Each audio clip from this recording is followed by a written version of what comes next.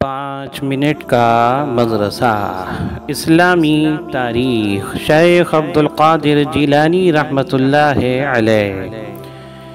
پیران پیر شیخ عبدالقادر جیلانی رحمۃ اللہ علیہ کی ولادت بسعادت ایران کے شہر گیلان میں 470 ہجری میں ہوئی۔ آپ حضرت حسن رضی اللہ عنہ کی نسل سے ہیں۔ جب 18 سال کے ہوئے تو علم حاصل کرنے کے لیے علم دین کے مرکز بغداد تشریف لے گئے۔ دنیا ان کے علم و فضل اور تقوی و صلاح کو مانتی ہے۔ اللہ تعالیٰ نے آپ کی زبان میں بڑی تاثیر دی تھی۔ کوئی مجلس ایسی نہ ہوتی جس میں یہودی یا عیسائی اسلام قبول نہ کرتے ہوں، اور بہت سے لوگ فسق و فجور سے توبہ نہ کرتے ہوں۔ چنانچہ آپ کے ہاتھ پر 1 لاکھ سے زیادہ لوگوں نے توبہ کی۔ 5000 سے زیادہ عیسائی اور یہودی مشرب اسلام ہوئے۔ حضرت عبدالقادر جیلانی رحمۃ اللہ علیہ بڑے کمال و کرامات والے تھے۔ ان کے زمانے میں لوگ دنیا کی طرف سے متوجہ ہو گئے تھے کہ جیسے انہیں آخرت کی طرف جانا ہی نہیں تھا۔ چنانچہ آپ کے وعظ و نصیحت کی وجہ سے لوگوں نے آخرت کی تیاری کا رخ کیا، اور ان کے دلوں میں اللہ تعالیٰ کی محبت اور اطاعت پیدا ہوئی۔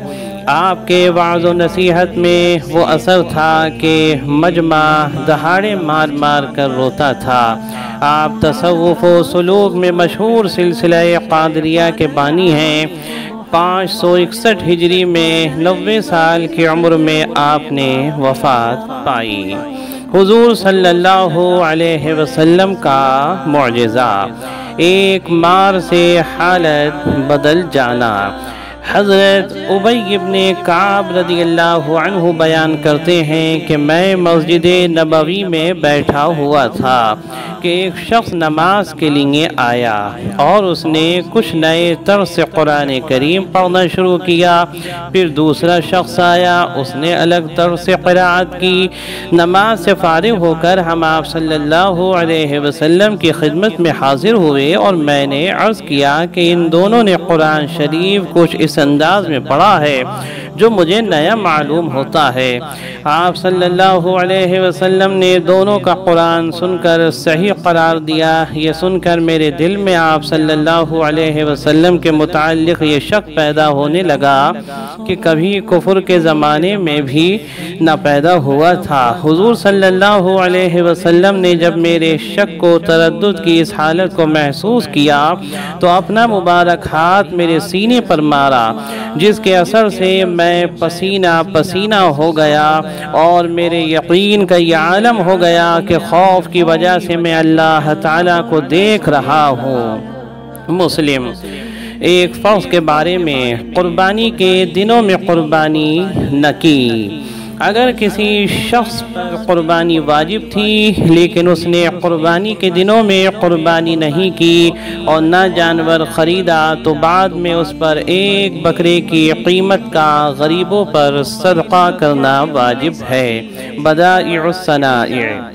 فائدہ: قربانی کی قضا میں اگر کوئی بڑے جانور کے 7ویں حصے کی قیمت صدقہ کرے گا تو کافی نہیں ہوگا، بلکہ پورے جانور ہی کی قیمت دینی ہوگی۔ نمبر 4، ایک سنت کے بارے میں، اسم اعظم کے ساتھ دعا۔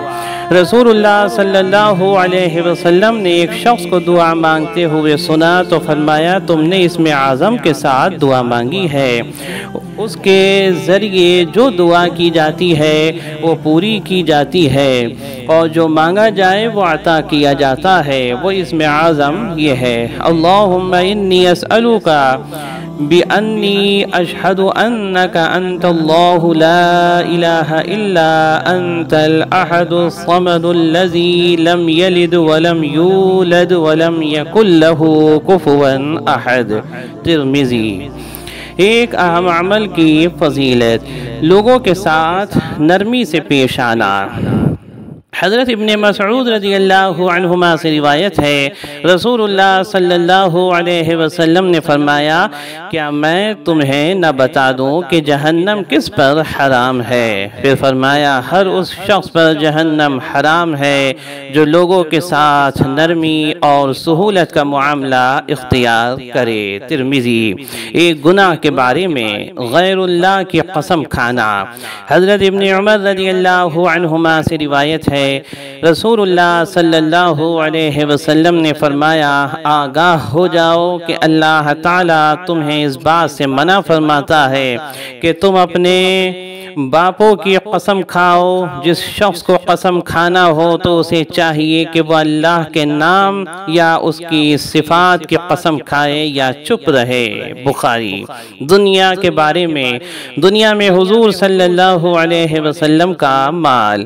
حضرت ابو ہریرہ رضی اللہ عنہ سے روایت ہے کہ رسول اللہ صلی اللہ علیہ وسلم نے ارشاد فرمایا، اگر میرے پاس احد پہاڑ کے برابر سونا ہو تو مجھ کو یہ بات ناپسند ہے کہ اس پر 3 دن گزرے اور اس میں سے میرے پاس کچھ بھی باقی ہو مگر صرف اتنا کہ میں اس سے قرضہ ادا کر سکوں۔ بخاری۔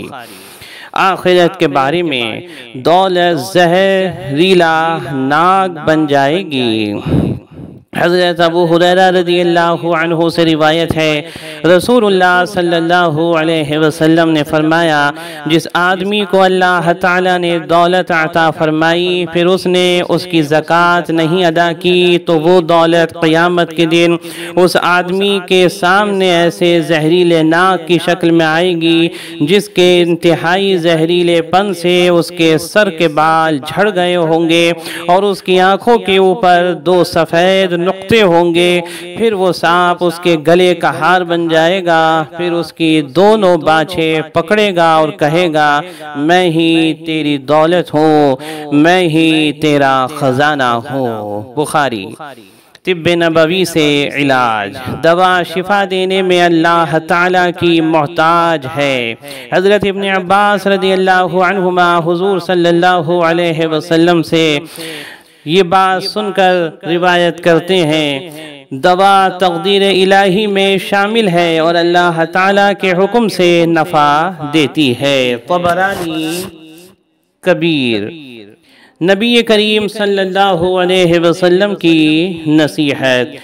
حضرت ابو ہریرہ رضی اللہ عنہ سے روایت ہے کہ رسول اللہ صلی اللہ علیہ وسلم نے فرمایا، چھوٹوں کو چاہیے کہ بڑوں کو سلام کریں اور چلنے والوں کو چاہیے کہ بیٹھے ہوئے کو سلام کریں اور کم لوگوں کو چاہیے کہ زیادہ لوگوں کو سلام کریں۔ ابو داود۔